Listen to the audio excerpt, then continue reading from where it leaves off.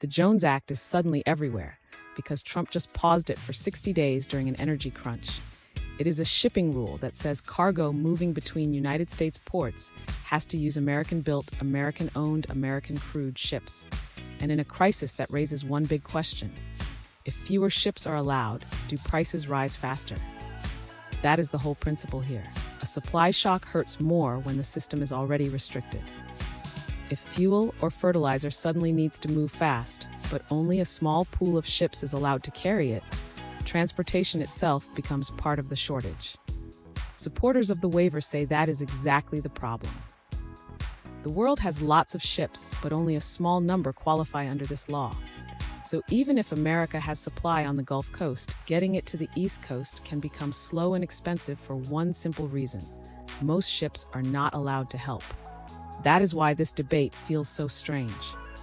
Sometimes it can be cheaper to bring fuel from another country than move fuel inside the United States. Not because the fuel is missing, but because the legal route is scarce and expensive. Critics answer with a different point. Shipping rules are not the main thing setting gas prices. Global oil prices do most of that.